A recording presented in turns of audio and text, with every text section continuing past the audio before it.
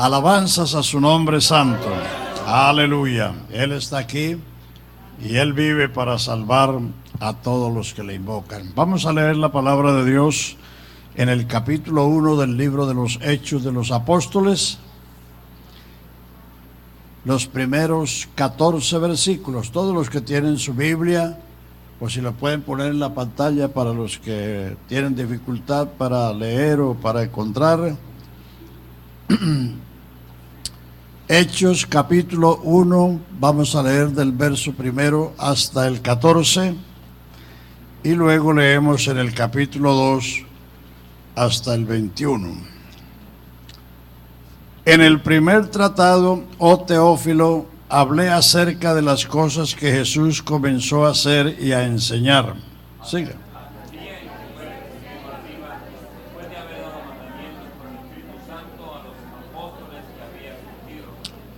A quienes también después de haber padecido se presentó vivo con muchas pruebas indubitables, apareciéndoles durante 40 días y hablándoles acerca del reino de Dios.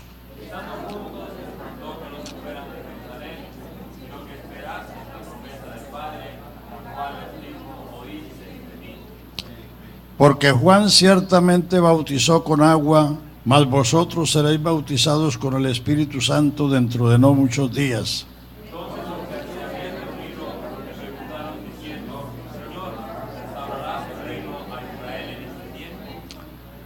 Y les dijo: no os toca a vosotros saber los tiempos y las sazones que el Padre puso en su sola potestad.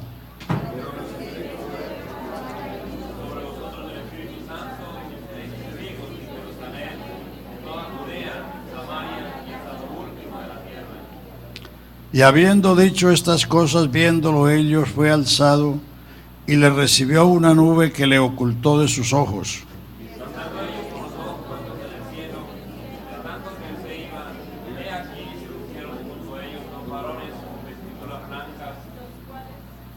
Los cuales también le dijeron: varones Galileos, ¿por qué estáis mirando al cielo? Este mismo Jesús que ha sido tomado desde vosotros al cielo, así vendrá como le habéis visto ir al cielo.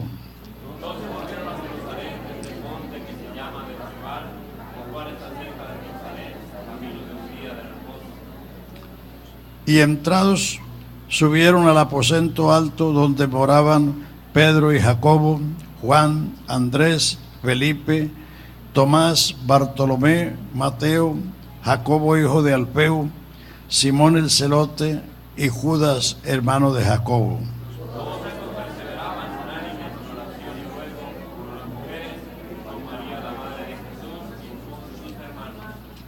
Capítulo 2 hasta el verso 21. Cuando llegó el día de Pentecostés, estaban todos unánimes juntos.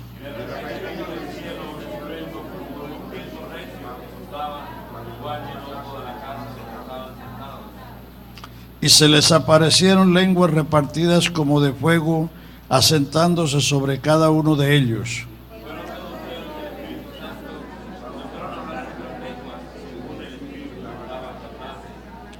Moraban entonces en Jerusalén judíos, varones piadosos de todas las naciones bajo el cielo.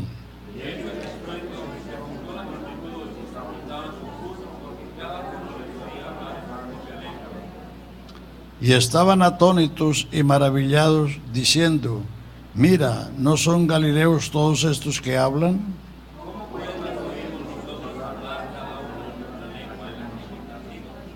Partos, medos, elamitas y los que habitamos en Mesopotamia, en Judea, en Capadocia, en el Ponto y en Asia,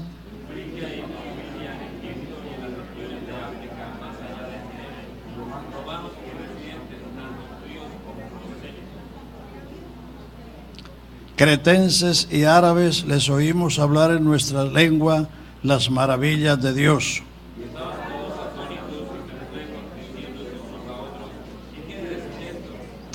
Mas otros burlándose decían: están llenos de mosto.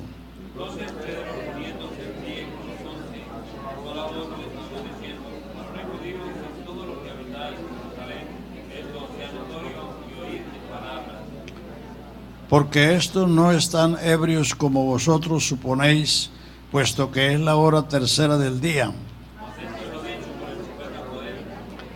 Y en los postreros días, dice Dios, derramaré de mi espíritu sobre toda carne, vuestros hijos y vuestras hijas profetizarán, vuestros jóvenes verán visiones y vuestros ancianos soñarán sueños.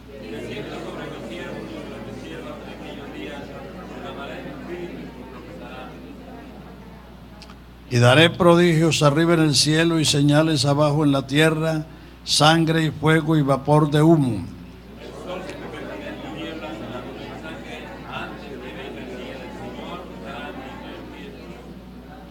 Todos y todo aquel que invocara el nombre del Señor será salvo. Amén. Vamos a dar gracias por su palabra, por su presencia, por sus muchos beneficios con que nos ha cuidado cada día. Vamos a darle gracias y a pedir que nos dé oídos y mente despierta para recibir su palabra. Padre Santo, te damos gracias esta mañana por tu presencia en medio nuestro. Gracias por tu palabra que es la lámpara a nuestros pies y la lumbrera en el camino, Señor. Gracias por la muchedumbre de sus beneficios para con tu pueblo, para con tus siervos y para con tu creación, Padre Santo. Ahora, Señor, te ruego que envíes tu palabra, iluminando las mentes, los corazones, Señor, dándonos conocimiento de tu obra y de tu propósito, Señor, para con tu iglesia. Lo pido, Señor, en tu nombre santo. Amén. Amén. Pueden sentarse, hermanos. Gloria al Señor Jesús. Como este es un culto misionero, creo que lo más adecuado es hablar de la historia de la iglesia. Cómo la iglesia llegó hasta nosotros. Como el hermano está ofreciendo un libro de cómo llegó la iglesia al Perú y seguramente cómo se ha desarrollado ya por 99 años. Bueno, nosotros todavía estamos más chiquitos. Apenas la iglesia en Colombia tiene 75 años. La iglesia aquí en Canadá va a cumplir 15 años el próximo mes. La iglesia en México ya cumplió 15 años en enero. Y de aquí también se está extendiendo a Cuba. Pero vamos a informarnos de cómo nació la iglesia y cómo se desarrolló y cómo ha llegado hasta nosotros con este mensaje de la salvación. Como hemos leído aquí, el escritor de los Hechos, que es Lucas, el que también escribió su evangelio, dice: en el primer tratado, oh Teófilo, hablé de las cosas que Jesús comenzó a hacer y a enseñar hasta el día que, habiendo dado mandamientos por el Espíritu Santo, después de haberse aparecido vivo con muchas pruebas indubitables a sus discípulos, fue recibido arriba. Pero el Señor les dijo: vosotros fuisteis bautizados con agua, pero dentro de no muchos días seréis bautizados con el Espíritu Santo. Así, estos primeros discípulos, como leímos allí, los 12 apóstoles, en este caso los 11, porque ya Judas había caído y todavía no se había elegido el sucesor, los 11 apóstoles, María la madre de Jesús y otros discípulos se reunieron en aquel aposento alto en oración y ruego. Estaban haciendo tres cosas: obedeciendo, porque Él les dijo que no se fueran de Jerusalén, sino que esperasen la promesa del Espíritu Santo. Estaban obedeciendo eso. Usted puede imaginarse, los discípulos habían caminado con Jesús 3 años y medio. eran galileos. Sus familias estaban en Galilea. Jerusalén está en el sur de Israel. Ellos hubieran podido pensar, bueno, ya el Señor murió, resucitó, se fue al cielo, vamos por la casa. Pero no. Ellos, obedeciendo esa orden, se quedaron en Jerusalén, se fueron a ese aposento alto y estaban allí en oración y ruego. Número 1, obedeciendo. Número 2, esperando la promesa. Y número 3, estaban unánimes juntos. Estaban en lo que estaban. No estaban unos pensando en una cosa y otros pensando en otra cosa, que es lo que muchas veces hace que la presencia del Señor no se manifieste, porque no hay unanimidad en el pensamiento, en el corazón de los que nos reunimos alrededor de su nombre y de su presencia. Estos discípulos estuvieron allí 10 días. Pentecostés simplemente quiere decir 50. ¿Por qué?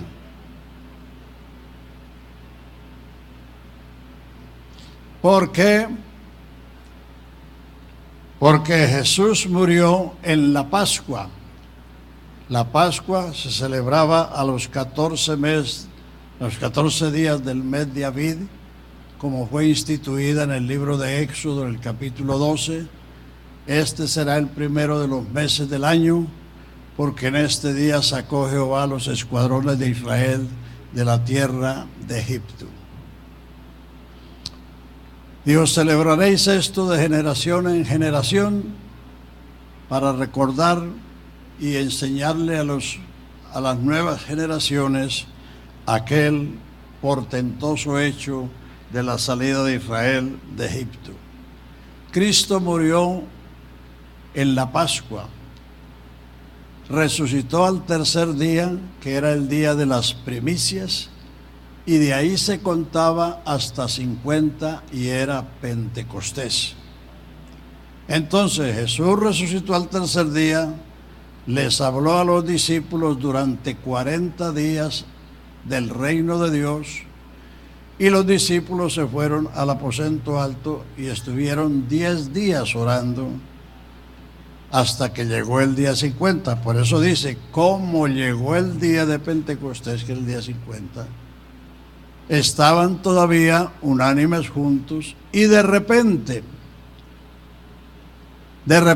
vino un estruendo como de un viento recio. No era viento. Se les aparecieron lenguas repartidas como de fuego. No era fuego. Fueron todos llenos del Espíritu Santo y comenzaron a hablar en otras lenguas como el Espíritu les daba que hablasen. Entonces la multitud se volcó allí a aquel lugar y estaban atónitos, perplejos, maravillados, confusos, y unos atrevidos que nunca faltan dijeron que estaban borrachos.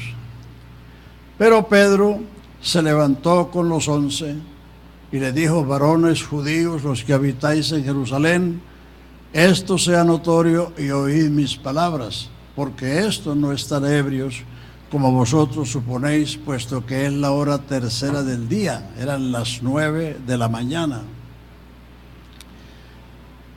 Y esto es lo que dijo el Señor por medio del profeta Joel, que en los postreros días, dice Dios, derramaré de mi espíritu sobre toda carne, vuestros hijos y vuestras hijas profetizarán, y de cierto sobre mis siervos y sobre mis siervas derramaré mi espíritu en aquellos días. Como ustedes ven, en esa profecía, la promesa del Espíritu Santo fue para los postreros días. Y los postreros días comenzaron con la venida de Jesucristo. Si puedes poner allá Hebreos 1:1 y 2 para ubicar los postreros días. Entonces, Dice Hebreos 1 y 2, Dios, habiendo hablado muchas veces, de muchas maneras en otro tiempo a los padres por los profetas, en estos postreros días nos ha hablado por el Hijo, a quien constituyó heredero de todo y por quien hizo el universo. O sea, los postreros días comenzaron con la venida del Hijo de Dios al mundo. En el Antiguo Testamento nadie, absolutamente nadie, recibió el bautismo del Espíritu Santo. Dios se manifestó a los patriarcas, a los profetas, a los reyes, a los sacerdotes, pero eso era otra dispensación y otro tratamiento. Eso no era el bautismo del Espíritu Santo. ¿Por qué? Porque nadie podía ser templo del Espíritu Santo hasta que el pecado fuera removido. Y el pecado fue removido en la cruz. He aquí el Cordero de Dios que quita el pecado del mundo. Juan 1:29, primera de Juan 3:5, para esto apareció el Hijo de Dios, para quitar nuestros pecados, y no hay pecado en él. Entonces, la venida del Espíritu Santo lo primero que hizo fue producir la iglesia. La iglesia es el resultado de un nuevo nacimiento por la presencia del Espíritu en la vida de los creyentes. Entonces, por eso la iglesia es diferente a Israel. Ni siquiera se parece a Israel. Israel es un pueblo terrenal con promesas terrenales. La iglesia es nacida del Espíritu con una vocación celestial y con promesas celestiales. Hoy en día los mal llamados predicadores de la prosperidad toman las promesas dadas a Israel para aplicárselas a la iglesia con el fin de sacarle dinero a la gente. Pero esas promesas no fueron dadas a la iglesia. A Israel se le dio el poder de hacer el dinero, de prestarle a todos y de no tomar prestado de nadie. Y cualquiera que sabe algo de historia sabe que los israelitas son los amos de la economía en América, en Europa, lo han sido y todavía lo son, porque Dios les dio el poder a ellos de hacer el dinero, de ser cabeza y no cola, de estar arriba y no abajo. Israel es un país pequeñito en comparación a los países que le rodean y es una potencia mundial. El profeta Zacarías dice que Jerusalén es una piedra pesada, que el que caiga sobre ella será quebrantado, pero al que le caiga encima lo desmenuzará. Por eso, porque Dios escogió a esa nación y fue una nación teocrática, gobernada por Dios, y le dio esas promesas terrenales. Pero la iglesia es otro asunto muy diferente. Ponga allí Efesios 3, 4 y 5, para que se enteren. Efesios 3, 4 y 5. Dice el apóstol Pablo: este misterio, Efesios 3, 4 y 5, no se me atrasen, que por revelación me fue declarado el misterio, como antes lo he escrito brevemente, leyendo lo cual podáis entender cuál sea mi conocimiento en el misterio de Cristo, misterio que en otras generaciones no se dio a conocer a los hijos de los hombres, como ahora es revelado a sus santos apóstoles y profetas por el Espíritu. La iglesia fue revelada a los apóstoles. El Señor Jesús, quien es el fundamento, quien es la cabeza, quien es el arquitecto y constructor de la iglesia, solo habló 2 veces de la iglesia. Mateo 16, 18, cuando Pedro pronunció la gran confesión, dijo: sobre esta roca edificaré mi iglesia. Note el término futuro, edificaré, porque la iglesia no había nacido. Y Mateo 18, 18, cuando se habla de perdonar al hermano, dice: si no lo oye a ellos, dilo a la iglesia. Esas son las únicas 2 veces que el Señor Jesús en su ministerio habló de la iglesia.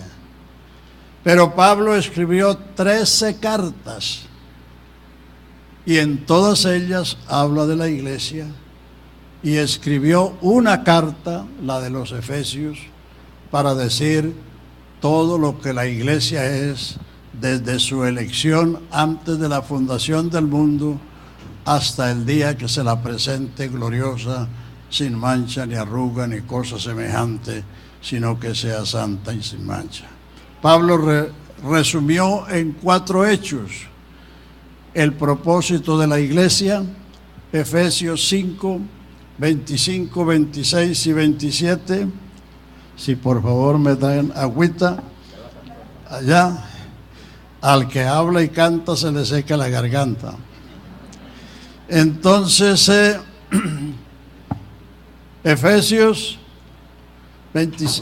5, 25, 26 y 27. Cristo amó la iglesia, no las iglesias, la iglesia. ¿Eso cuándo fue? Antes de la fundación del mundo. Se entregó a sí mismo por ella, no por ellas, no por ella.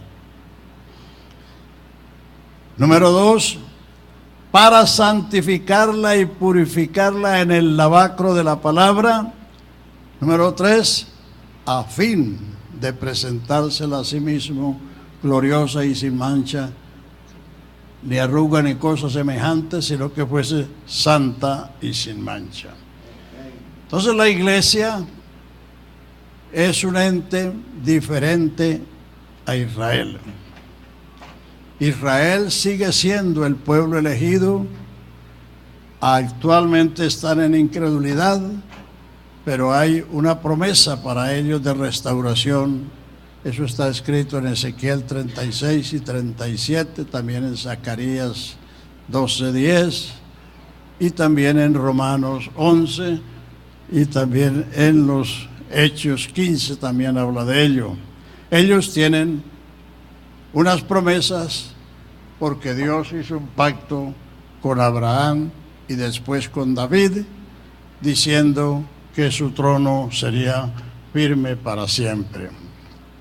Bueno, entonces, la doctrina de la iglesia está en las epístolas. ¿Por qué los apóstoles? Porque la iglesia fue una revelación a los apóstoles. Porque los apóstoles fueron escogidos, llamados, instruidos y enviados a predicar y enseñar el evangelio. En la gran comisión de Mateo 28, 19 dice: id y haced discípulos, doctrinándolos, bautizándolos y enseñándolos que guarden todas estas cosas. Algunas personas que se piensan muy doctos dicen que los apóstoles, como eran pescadores, eran hombres sin letra. No era que eran analfabetas, era que no eran letrados. Un letrado es un doctor, un letrado en medicina, un letrado en leyes, un letrado en ingeniería. Pero los discípulos tuvieron una escuela que no la ha dado ninguna universidad de este mundo. Ellos vivieron 3 años y medio con Jesús, 24 horas al día y 7 días a la semana. Échele lápiz a eso. 3 años y medio, 24 horas al día y 7 días a la semana. Ellos no iban a culto, no iban a seminario, ellos vivían con Jesús.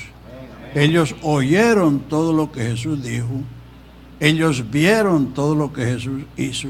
Por eso Lucas escribe, en el primer tratado hablé de las cosas que Jesús comenzó a hacer y a enseñar hasta el día que, habiendo dado mandamientos por el Espíritu Santo, fue recibido arriba.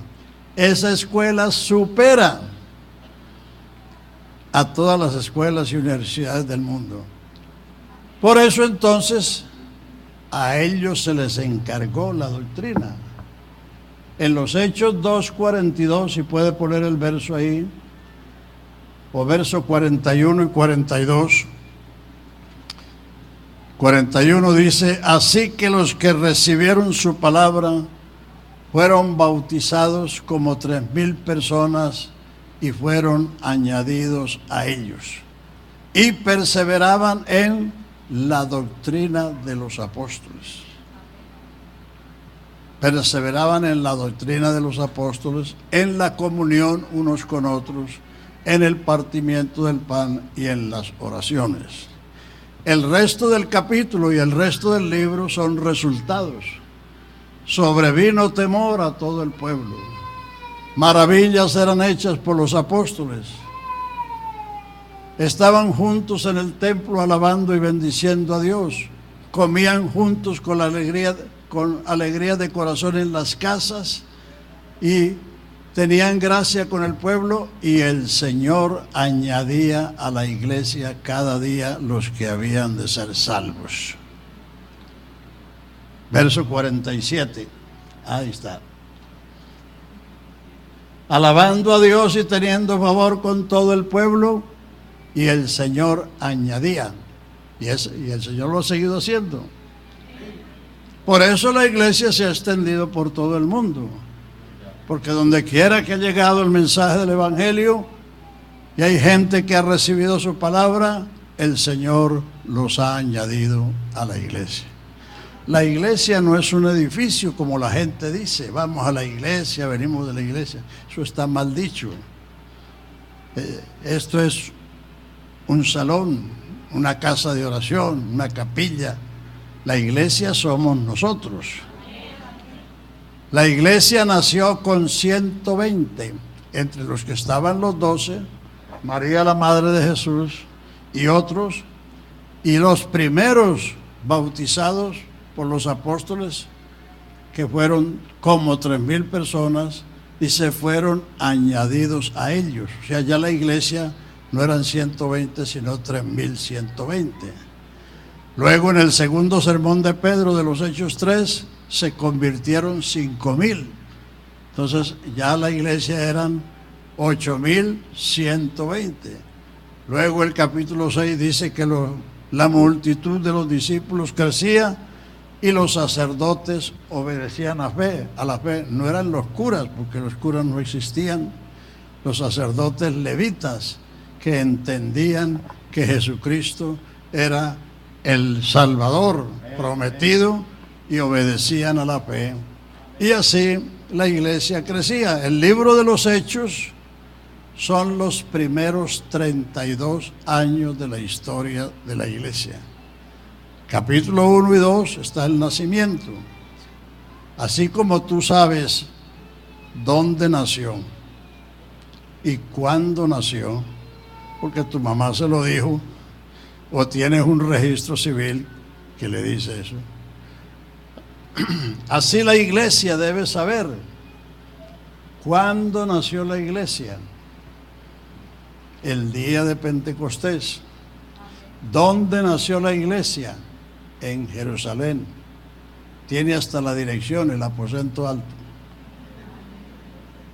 La iglesia no nació en Roma, por eso la iglesia de Cristo nunca ha sido ni será romana. Roma era la capital imperial, donde estaba el César. Jerusalén es la ciudad del gran rey, por eso la iglesia nació en Jerusalén. ¿Y por qué es la ciudad del gran rey? Porque Dios puso su nombre allí.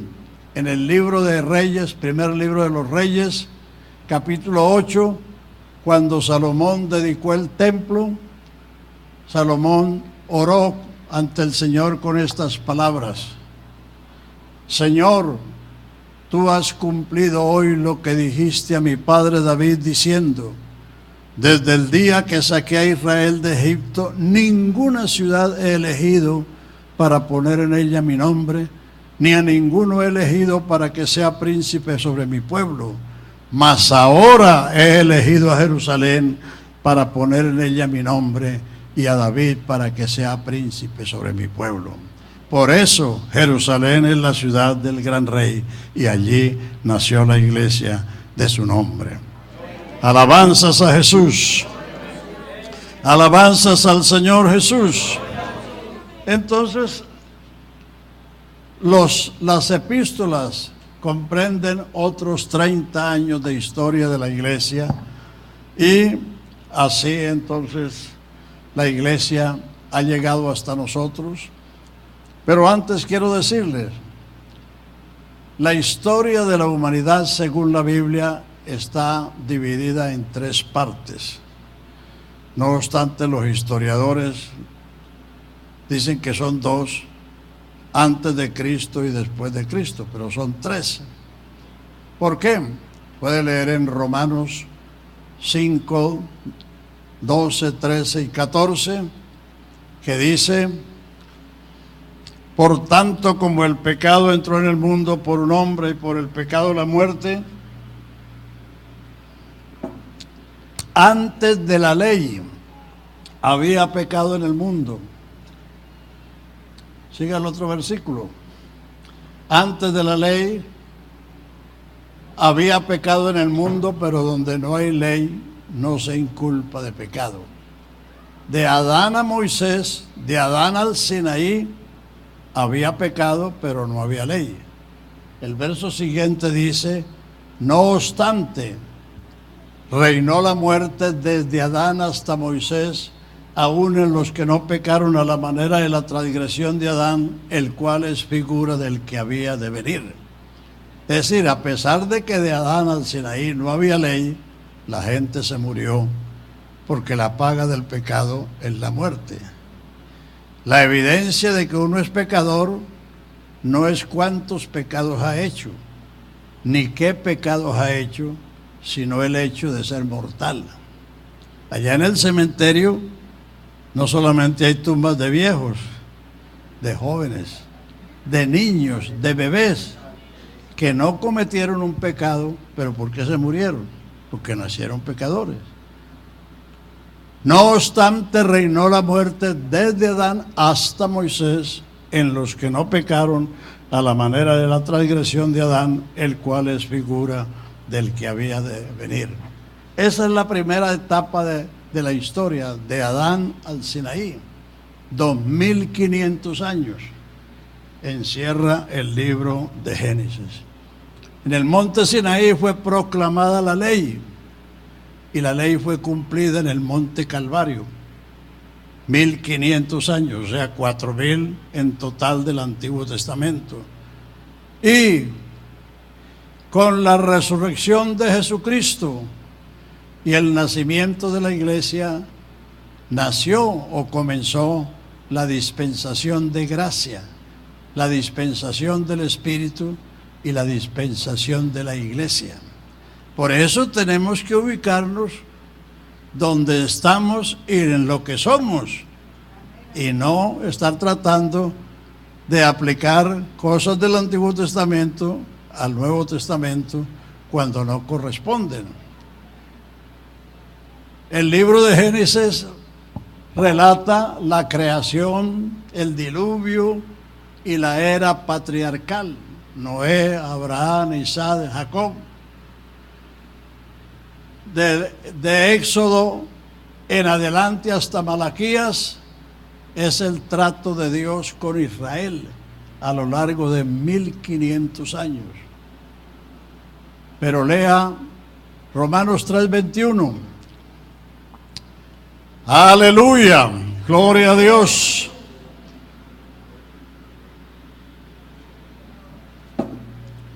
Ahora, sin la ley o aparte de la ley,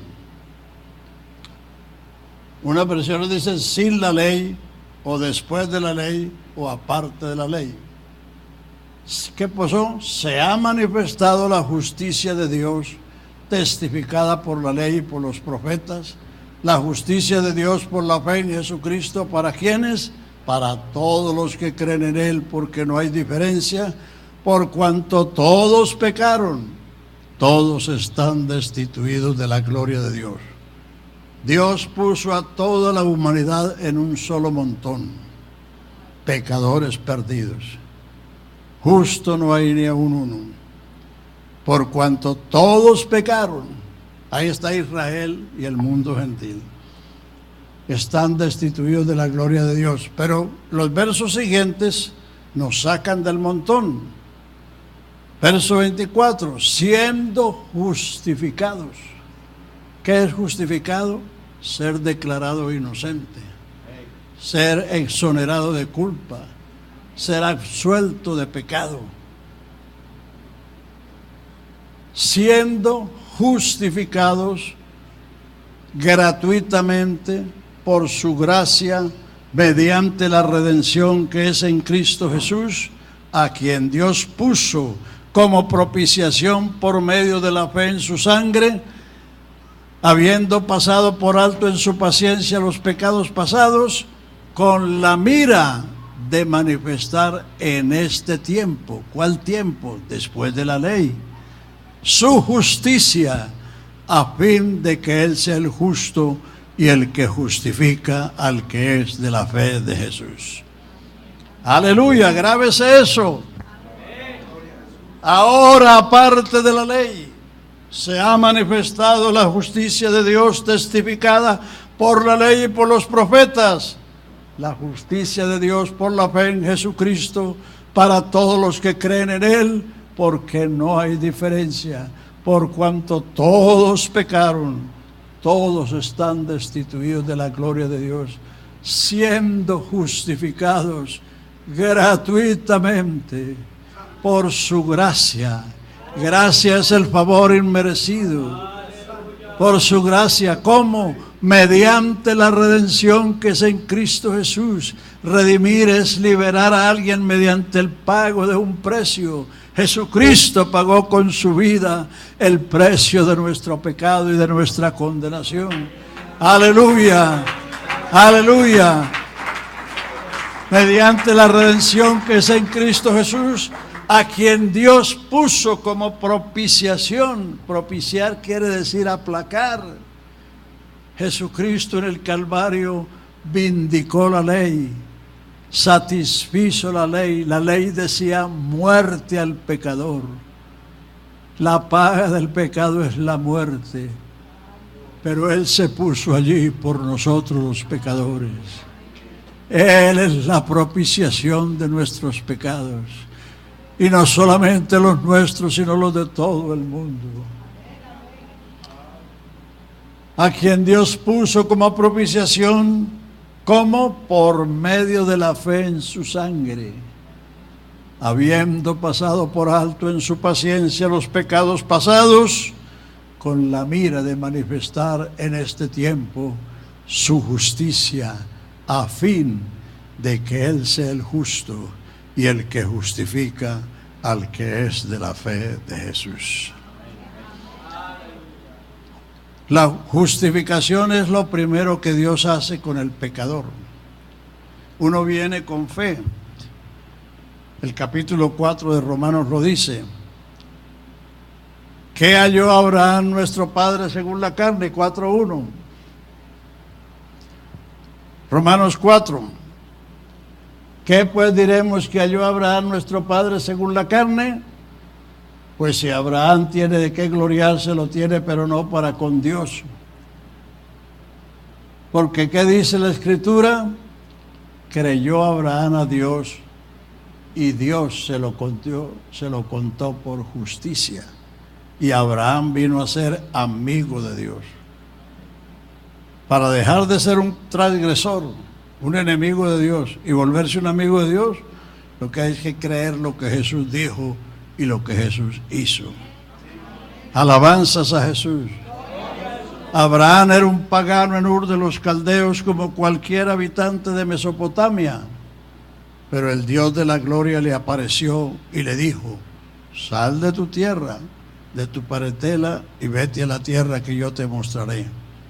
Y Abraham creyó a Dios, y Dios se lo contó por justicia. Aleluya. El verso anterior, el 3. Porque ¿qué dice la Escritura? Creyó Abraham a Dios y le fue contado por justicia. Pero el que obra, o sea, el que trabaja, no se le cuenta el salario por gracia, sino por deuda. Al que trabaja no se le hace el favor de pagarle. Se le paga porque se le debe. Pero ¿qué dice el otro versículo? Mas al que no obra, sino cree en aquel que justifica al impío, su fe le es contada por justicia. Tan sencillo como ir al Perú o a Colombia. Lleva $1 y lo cambia por soles o por pesos. Pero si no lleva dólares, no le van a dar soles ni pesos. Entonces, si usted viene a Jesucristo con fe en lo que Él hizo y lo que Él dijo, Él te regala la justicia. Aleluya, Él te regala la justicia. La justificación nos saca del montón de los pecadores perdidos y nos pone en la compañía de los redimidos. Léalo allá en Colosenses 1:12, 13 y 14. Colosenses 1:12, 13 y 14.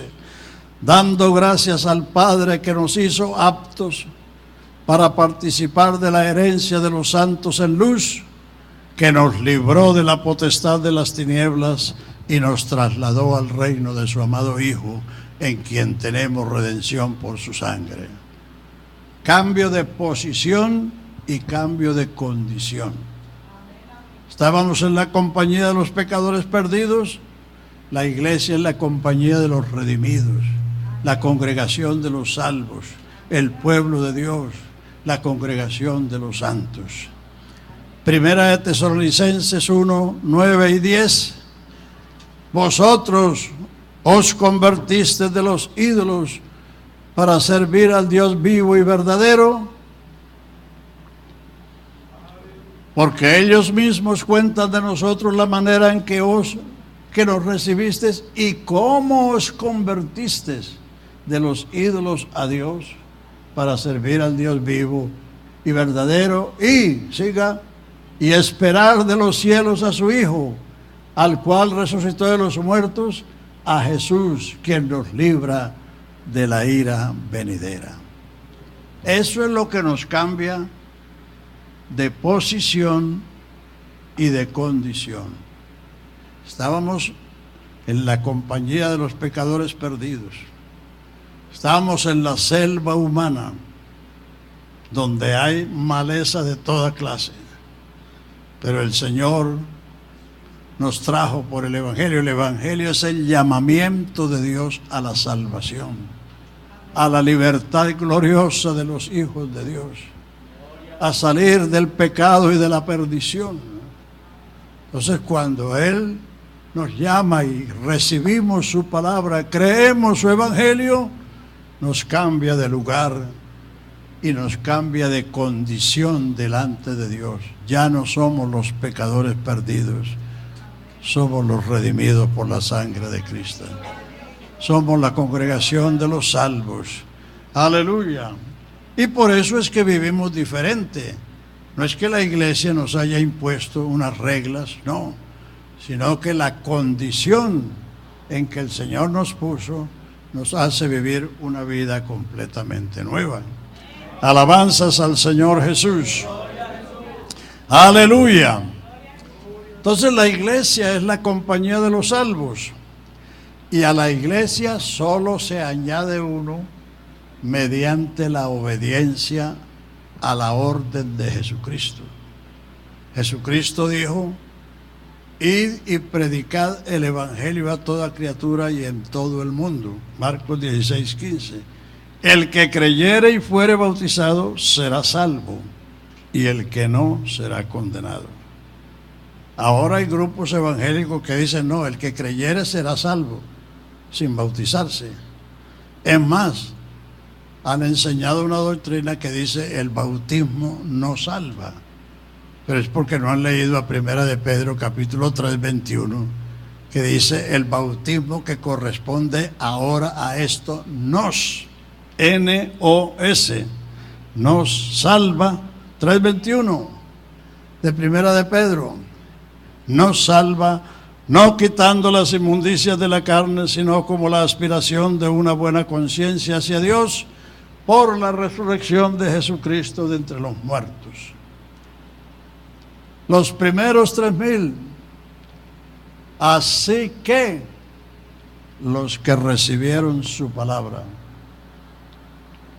Así que los que recibieron su palabra fueron bautizados como 3,000 personas y fueron añadidos a ellos.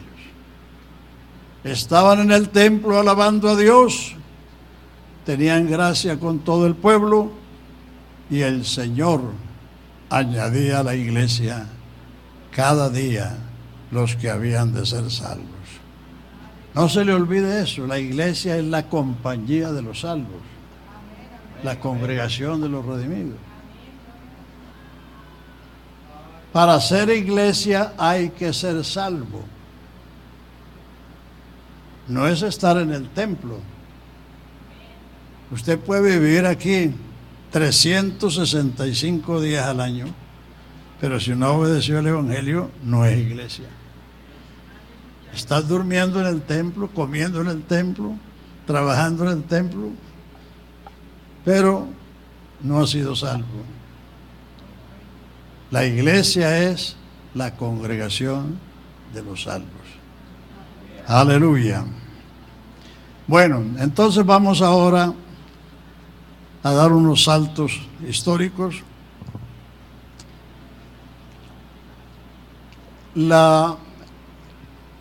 El Nuevo Testamento son los primeros 100 años del cristianismo. Los días de su carne de Jesús fueron 33 años. Lo dice Hebreos 7:5 o 5:7, 7:5 es, o 5:7, 5:7. Hebreos 5:7. No, 5:7. 5:7. Cristo en los días de su carne oró al que le podía librar de la muerte y fue oído a causa de su temor reverente.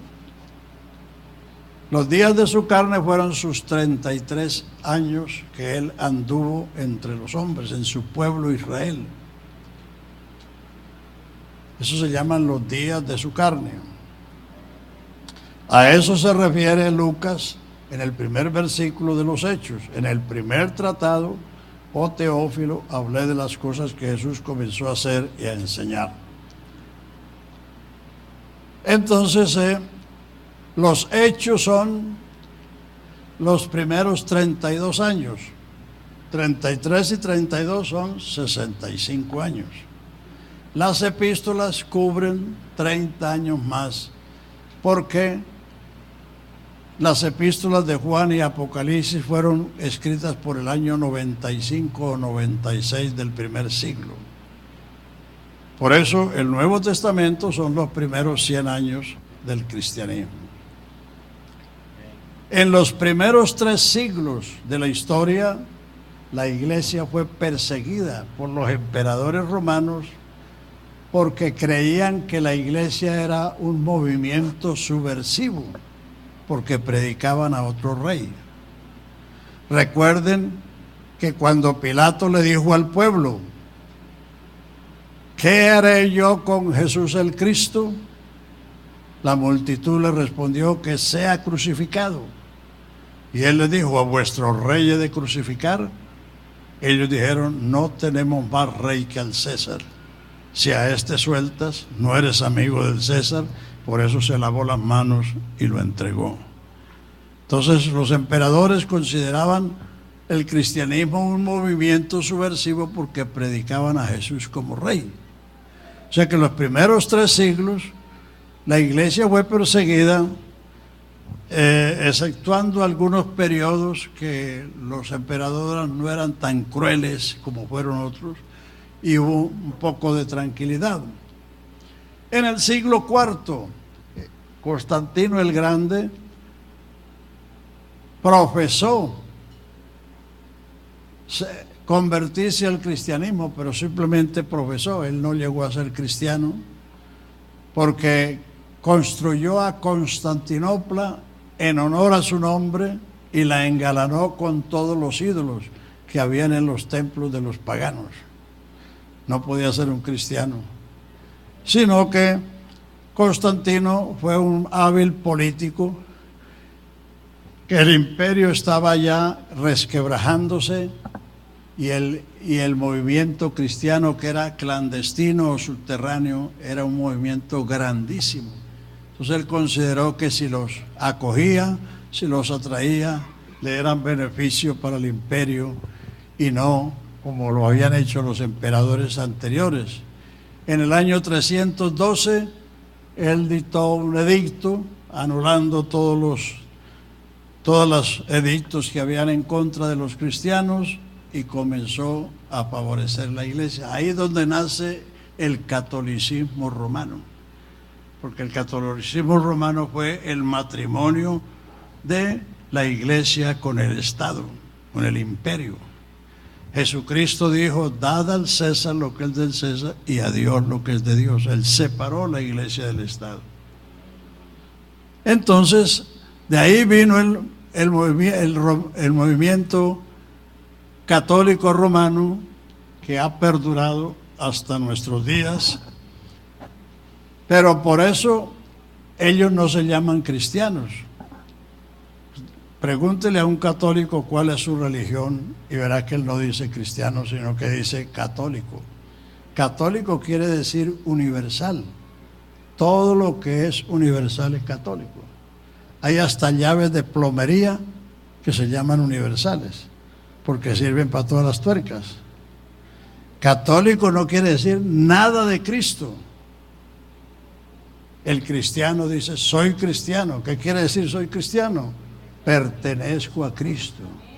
Soy un hombre de Cristo. Tú eres una mujer de Cristo.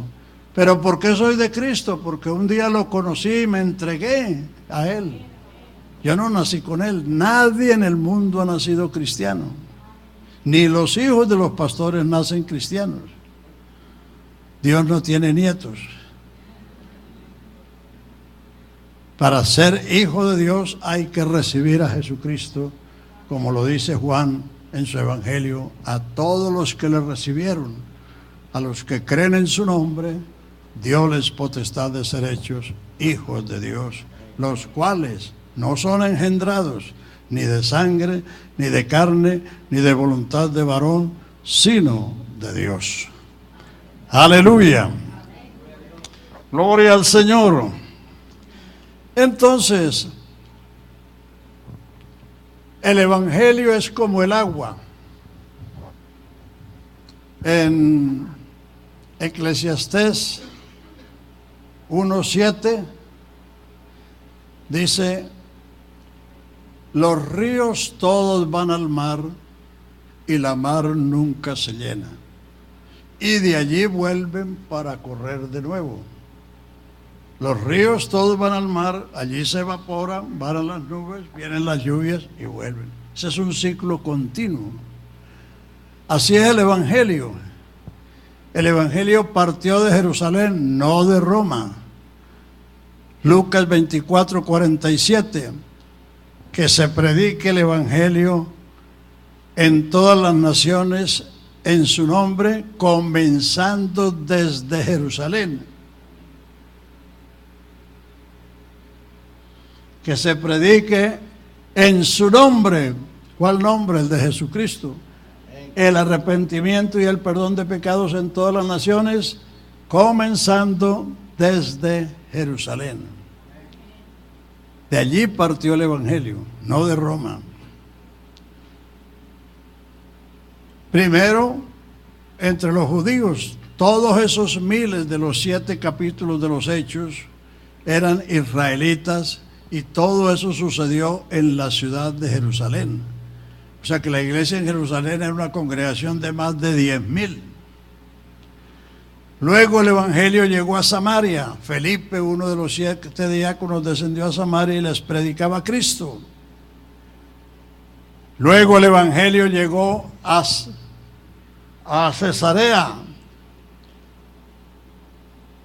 Y el Evangelio luego llegó a Siria, a Antioquía de Siria, y de allí se difundió por el mundo conocido de aquel entonces, porque Pablo, el apóstol de los gentiles, salió desde Antioquía a todos sus viajes misioneros y regresó a Antioquía para informar todo lo que el Señor había hecho por medio de su ministerio.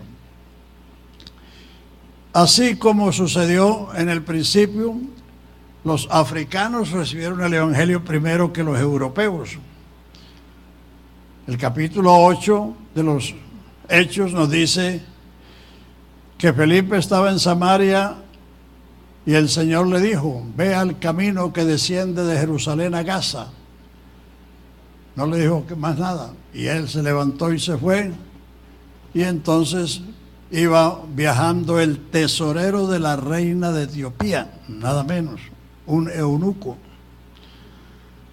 Había ido desde Etiopía a Jerusalén a adorar y regresaba en su carro a su tierra y iba leyendo el libro del profeta Isaías, y el lugar que estaba leyendo era el versículo: como cordero fue llevado al matadero y como oveja delante de sus trasquiladores, enmudeció y no abrió su boca. Entonces Felipe se acercó a ese carro y le preguntó: ¿entiendes lo que lees? Entonces el etíope dijo: ¿cómo entenderé si no hay quien me enseñe? Y lo invitó a subir al carro. Y desde esa escritura le anunció el Evangelio de Jesús. El Evangelio de Jesús. Y yendo por el camino, el etíope vio un lago. Dijo: he aquí hay agua, ¿qué impide que yo sea bautizado? Felipe le dijo: si crees de todo corazón, bien puedes. Y enseguida dijo: creo que Jesucristo es el Hijo de Dios. O sea, entendió el Evangelio de Jesús. Descendieron del carro, descendieron al agua. Felipe le bautizó, subieron del agua, el etíope siguió su camino y Felipe fue llevado por un viento a Azoto. En Denver, Colorado, hay una comunidad etíope que dicen ser continuación de la iglesia que comenzó aquel etíope en Etiopía. Luego el Evangelio, en el capítulo 16, llegó a Europa, a Filipos, una colonia romana, y el Evangelio se difundió en Europa, y de Europa vino a América. Los pilgrims o los peregrinos que llegaron en 1620 o 22 a la bahía allá en Massachusetts, un barco venía lleno de anglosajones. Venían buscando una tierra donde pudieran adorar a Dios en libertad. Venían huyendo de la persecución católica en Europa, de la Inquisición, que condenaba a tortura y a muerte a todos los que no creyeran las creencias romanas, católicas romanas. Entonces, con esos peregrinos llegó el Evangelio a Norteamérica. Y en Norteamérica pues se ha difundido por muchas partes del mundo. Como dijo el hermano que llevó el mensaje al Perú fue un norteamericano. A nosotros nos llevaron el Evangelio a Colombia los canadienses, los hermanos de las provincias marítimas del este de Canadá, New Brunswick. En 1932, unos misioneros que habían estado en Bolivia, que no eran del nombre, fueron invitados a una convención allí en el este de Canadá, y ellos hablaron de Sudamérica. Entonces, desde ese entonces, de 1932, los hermanos allí en el este de Canadá comenzaron a mirar a Sudamérica y a orar para que Dios enviara a alguien.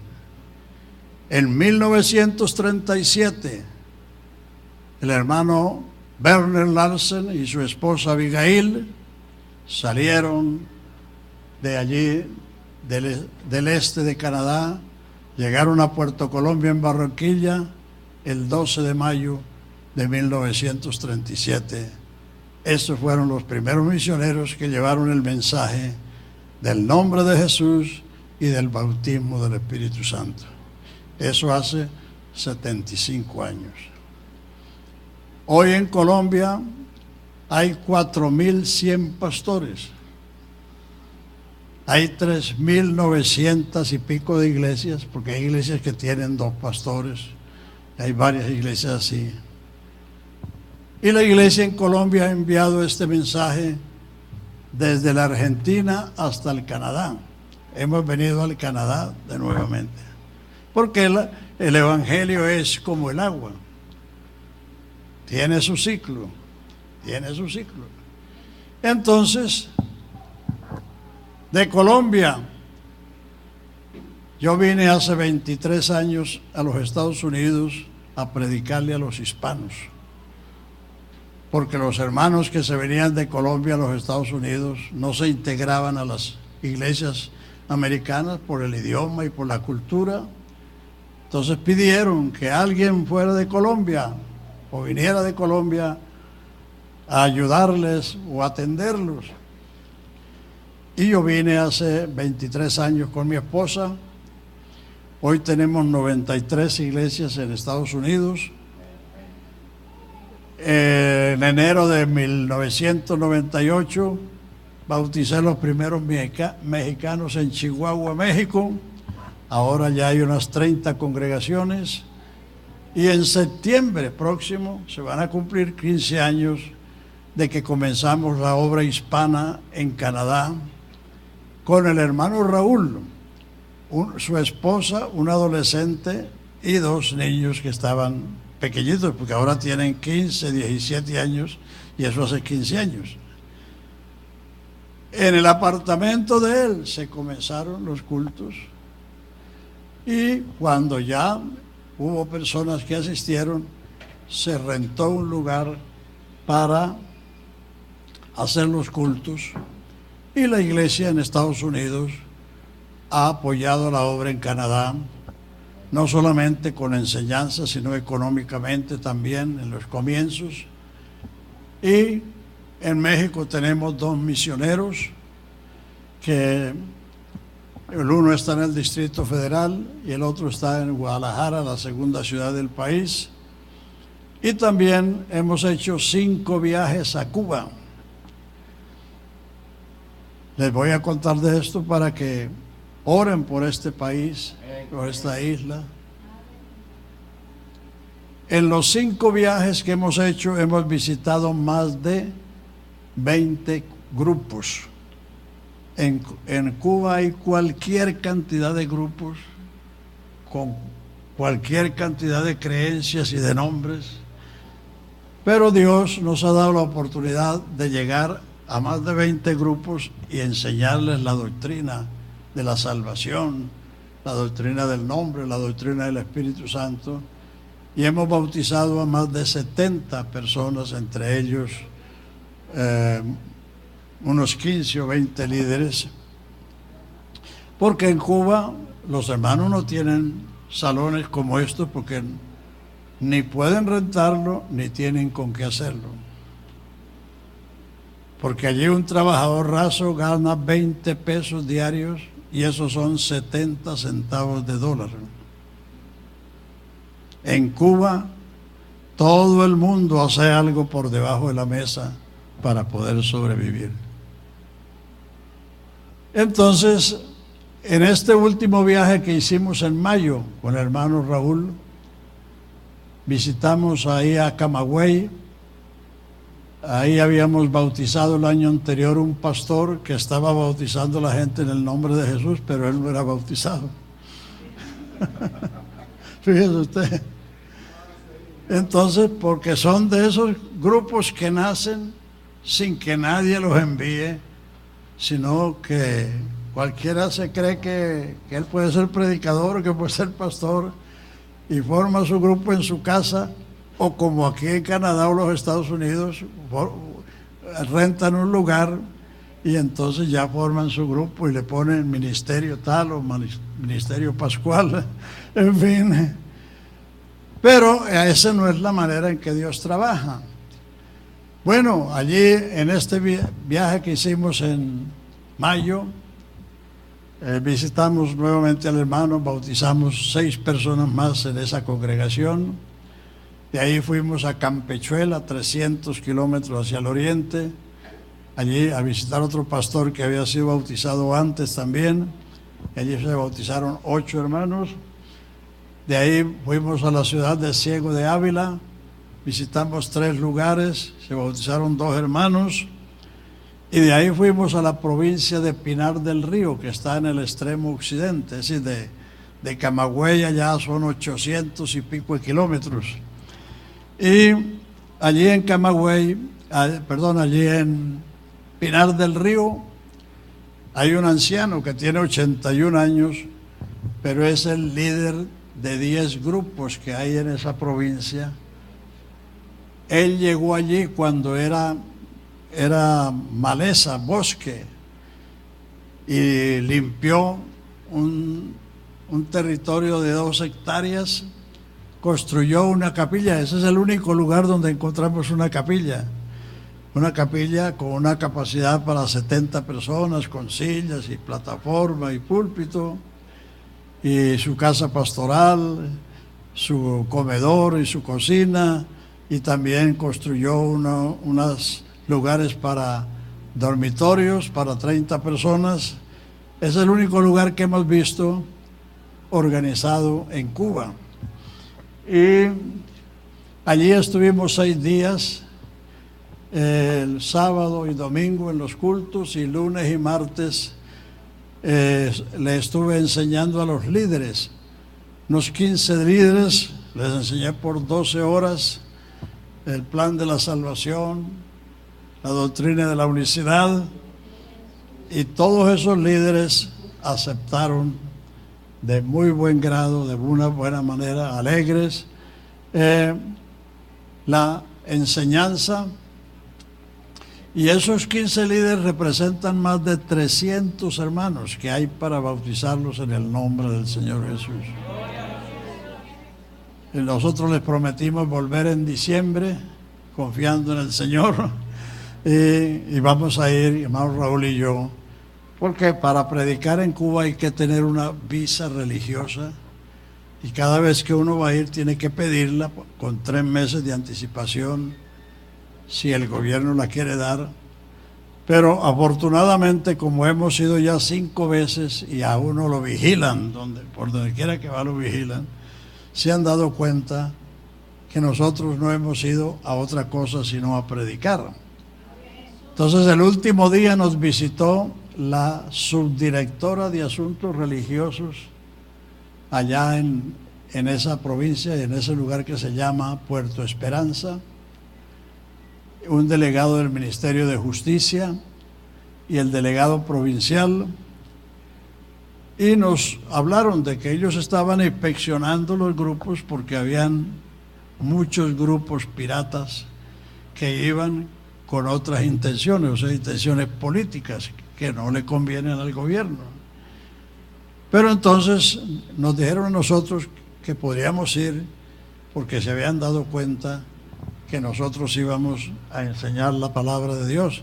porque esa señora era pastora de la Asamblea de Dios y ahora es comunista y es la directora de los asuntos religiosos. O sea que la señora sabía también Biblia y hablamos bastante y nos dieron esa buena noticia. O sea que la oración que el pueblo está haciendo por Cuba está produciendo sus efectos. Y ellos nos dijeron que el gobierno no tiene intenciones de reprimir la iglesia, sino que la iglesia se ocupe de lo que dice creer y que favorezca a la comunidad. Sí, que sirva a la comunidad. Entonces, tenemos esa gran oportunidad, esa gran perspectiva de ayudar a todos esos hermanos. Y ya tenemos esos puntos básicos: la provincia de Pinal del Río, la ciudad de Camagüey. Allí hay 2 pastores y hay un hermano que es un profesor y director de un instituto bíblico auspiciado por una universidad de California, Visión Mundial. Y este hermano fue bautizado en el nombre hace 8 años y él está dando su instituto interdenominacional a todos los grupos o los pastores o los líderes que quieren recibir el instituto, y el hermano está implementando la enseñanza pentecostal en esos institutos. Así que hay una gran perspectiva, una gran oportunidad para llegar a la gente en Cuba, y hay hambre y sed. Esta señora nos dijo que hay 55 grupos registrados, sin contar los piratas. O sea que hay cantidad de grupos en Cuba, pero la mayoría son grupos que se han levantado por sí solos, es decir, que no han tenido un misionero que les enseñe, que los estructure, que los capacite. El gobierno acepta esos grupos como casaculto. Allá son casacultos. O sea, de acuerdo a la casa es el número, 15 o 20 o 30 o 40, según el grupo, y generalmente el jefe de la casa es el líder, o el pastor, que todavía le falta mucho para ser pastor, porque necesita la enseñanza, la estructuración como un ministro para predicar y enseñar la palabra de Dios. Así que, hermanos, la iglesia que ha llegado hasta nosotros es la iglesia que partió de Jerusalén, se extendió por toda la cuenca del Mediterráneo, llegó a África, llegó a Europa, de Europa vino a América, y de América se ha extendido por todo el mundo. Aleluya, aleluya. Nosotros en Colombia hemos tenido el privilegio que a través de la emigración hemos llegado a todos los países de este continente, desde el Canadá hasta la Argentina, a Europa, en España, en Italia, en Francia, en Suiza, en Suecia, en Alemania, en todas partes. En África estamos en 5 países: Tanzania, Mozambique, Guinea-Bissau, Cabo Verde y Guinea Ecuatorial. Allá hay colombianos predicando este glorioso evangelio y salvando a la gente en ese continente tan sufrido por la pobreza, por la enfermedad, por la guerra. Pero qué bueno, hermanos, y ese es el honor de ser la iglesia. La iglesia es un organismo vivo, la iglesia es el cuerpo de Jesucristo. Israel es una nación en el concierto de las naciones. La iglesia es el cuerpo de Cristo. Por eso, solo Cristo salva, pero Cristo no salva solo. Él se vale de su cuerpo, que es la iglesia. Así como tú, para ejecutar lo que tú tienes en tu mente, tienes que usar el cuerpo. ¿Sí o no? Si tienes hambre, tienes que caminar por la cocina. Si tienes sed, para la nevera. Si tienes que ir a hacer una diligencia, tienes que usar el cuerpo. Entonces, así como todo lo que tenemos en la mente, para ejecutarlo necesitamos el cuerpo. La iglesia es el cuerpo de Cristo y Cristo es su cabeza. Entonces, lo importante de la iglesia es que se sintonice con su cabeza, otra palabra, exacto, sí, que esté en armonía. Cuando una persona tiene buena cabeza, vive bien.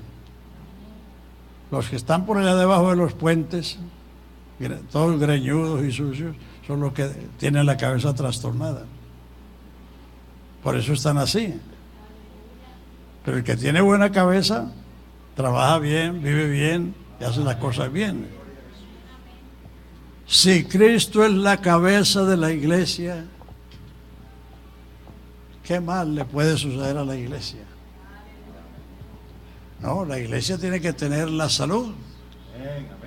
Maridos, amad a vuestras mujeres como Cristo amó la iglesia y se entregó a sí mismo por ella para santificarla y purificarla en el lavacro de la palabra, porque nadie aborreció jamás su propio cuerpo, sino que lo sustenta y lo cuida, como también Cristo a la iglesia.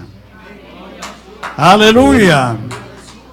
La iglesia no tiene que temer, porque el que la cuida es nada menos que el Señor de la gloria, el Todopoderoso. Pero repito, para estar en la iglesia, para hacer la iglesia, tienes que obedecer el Evangelio. Si no lo has obedecido, eres un simpatizante, eres un amigo, y todo eso está bien hasta ahí. Pero el Señor vino a buscar y a salvar lo que se había perdido. Alabanzas a Jesús. Aleluya. Por eso entonces, si la iglesia es un cuerpo, todos somos miembros los unos de los otros. Por eso es que oramos por todos los países, porque todos los africanos, los asiáticos, los europeos, los americanos, los isleños, todos los salvos somos un cuerpo. Todos dependemos de la cabeza y dependemos unos de los otros. Por eso no hay que tener una visión parroquial, o sea, orar solamente por los del lugar, sino que hay que orar por toda la iglesia en todos los lugares del señorío del Señor. Alabanzas a Jesús. Alabanzas a Jesús. Entonces, cada iglesia en el país tiene una historia. Es más, cada uno de nosotros somos una historia. Entonces, la iglesia está dispersa por el mundo. Como el mundo tiene fronteras, y las fronteras tienen gobiernos, y los gobiernos tienen leyes, por eso la iglesia se organiza en cada país de acuerdo a esas situaciones. Y por eso se llama la iglesia del Perú, la iglesia nazarena del Perú, la iglesia pentecostal de Bolivia, la iglesia pentecostal de Ecuador, de Colombia, de Canadá, de Estados Unidos, etcétera. Por eso, porque la iglesia la conformamos todos sus miembros y tenemos que organizarnos de acuerdo a las leyes de cada estado, de cada país, y también acomodarnos a ciertas culturas para poder ganar la gente de cada país. Así que, hermanos latinoamericanos que han venido aquí a este hermoso país de Canadá y a esta hermosa ciudad de Calgary, el Señor tiene la iglesia aquí para que usted no ande como oveja sin pastor. Aquí hay un redil en Calgary, allá en Bronx hay otro redil, allá en Leslie hay otro redil, allá en Edmonton otro redil, en Montreal, en cada lugar. Ya tenemos 21 lugares aquí en Canadá en estos 15 años, o sea, 21 rediles.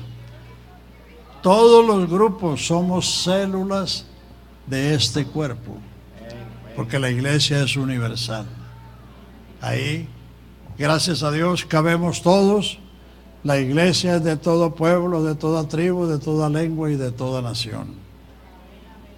Así que, si has encontrado la iglesia, no solamente la visite, obedezca el Evangelio para que seas parte de la iglesia y entonces le sirvas al Señor como un miembro en ese cuerpo para gloria de Dios, para bendición suya y para bendición de los que te rodean a ti también, porque la fe y la salvación trasciende a los demás.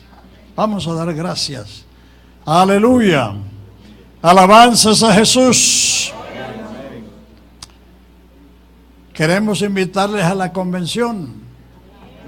La convención es el evento más importante que se hace en el año. Se va a celebrar allá en Longueuil, 13, 14 y 15 de septiembre. El hermano de Edmonton me dijo anoche que consiguió pasaje ya por $300 y de vuelta. Eso es baratísimo, pero hay que comprarlo con tiempo. El que quiere ir, pues no deje para última hora. Planifique, organícese, y ese va a ser la celebración a la quinceañera. Sí, le vamos a celebrar los 15 años a la iglesia en Canadá. Así que no se pierda de esa bendición. Y lo que nos queda es ser agradecidos, darle gracias al Señor. Anoche tuve una experiencia maravillosa. Todos estos días atrás predicaba 1 hora y quedaba para echarme en la cama, rendido. Anoche me fui, el hermano me llevó a las 11 y estaba tan contento que no me pude dormir. Tuve que ponerme a darle gracias al Señor. Hoy cuando ellos llegaron como a las 1 de la mañana, no me había dormido. Creo que dormí 4 horas anoche solamente, pero me siento mejor que cuando llegué. Es decir, el Señor me dio un refrigerio anoche. Yo estaba pidiéndole al Señor, porque de aquí voy para Vancouver, de ahí voy para Los Ángeles, a la reunión de la Junta, a la confraternidad, al seminario para los pastores, de ahí para New York, para el seminario de los pastores, de ahí para la convención en Longueuil. Y yo estaba pensando, Señor, si sigo así de cansado, no voy a llegar hasta donde tengo que ir. Pero hoy me siento nuevecito. El Señor me bendijo anoche. Y hermanos, la palabra de Dios es espíritu y es vida. Lean esa palabra. Como dijo Jeremías, halláronse tus palabras y yo las comí, y me fueron por gozo a mi alma. Alabanzas al Señor. Y hoy, si hay alguno aquí que no ha sido salvo, que no ha obedecido el Evangelio, aquí está el Señor.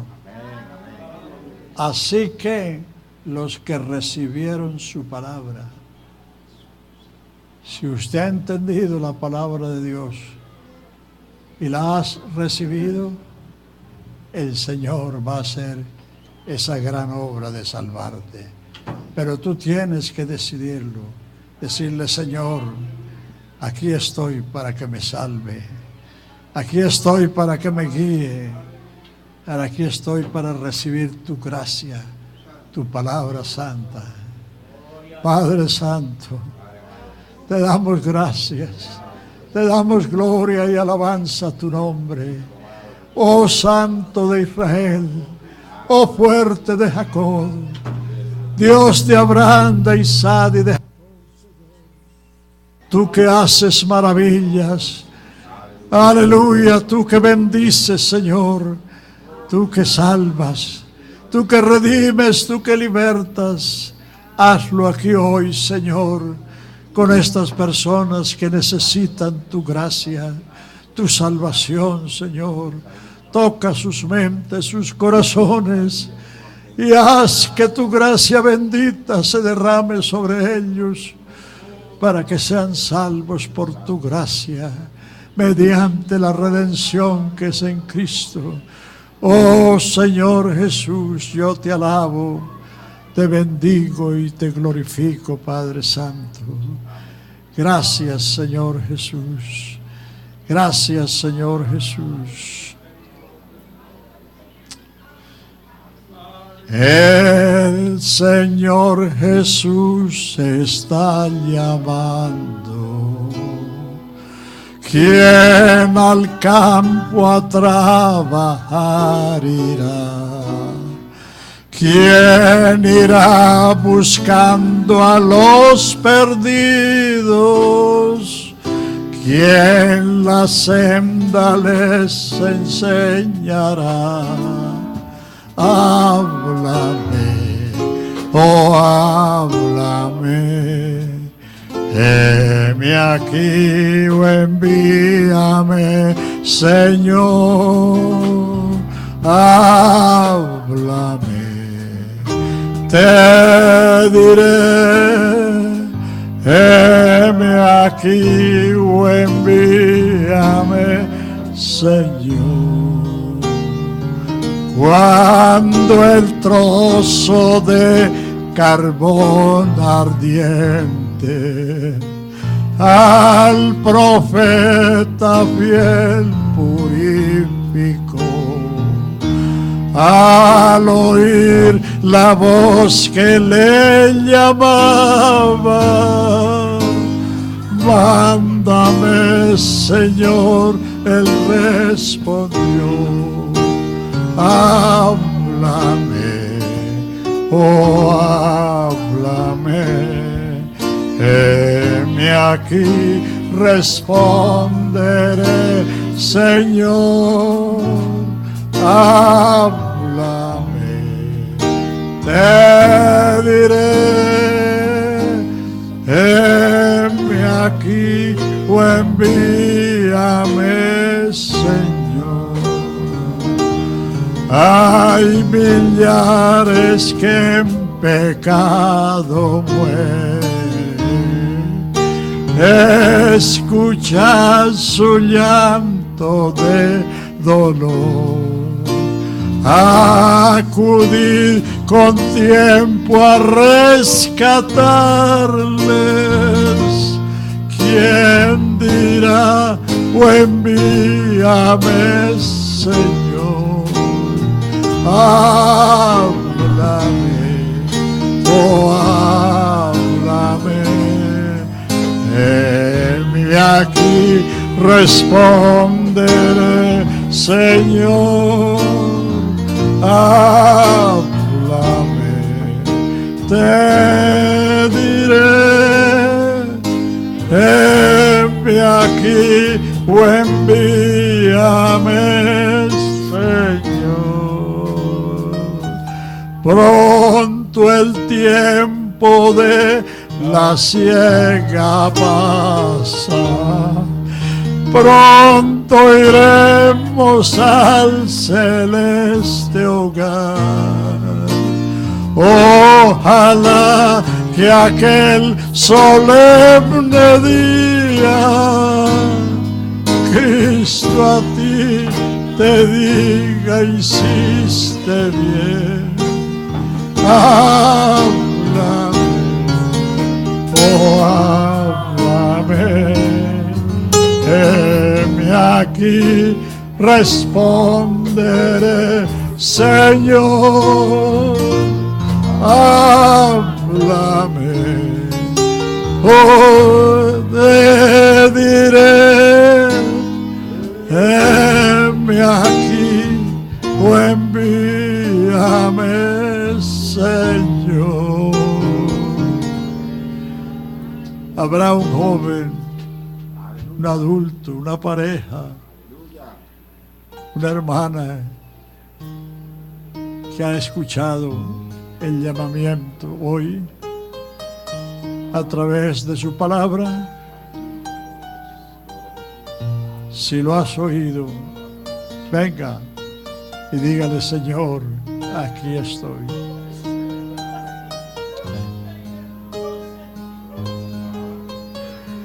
Eso fue lo que dijo Samuel. Heme aquí, Señor. Heme aquí, Señor. Dios está buscando obreros, hombres y mujeres que quieran llevar las buenas nuevas del bien y de la paz. Hay millones que en pecado mueren. Escuchad su llanto de dolor. Acudid con tiempo a rescatarles. ¿Quién dirá: envíame, Señor? Háblame, oh háblame. Heme aquí, responderé, Señor. Oh, háblame, te diré. Heme aquí, o envíame, Señor.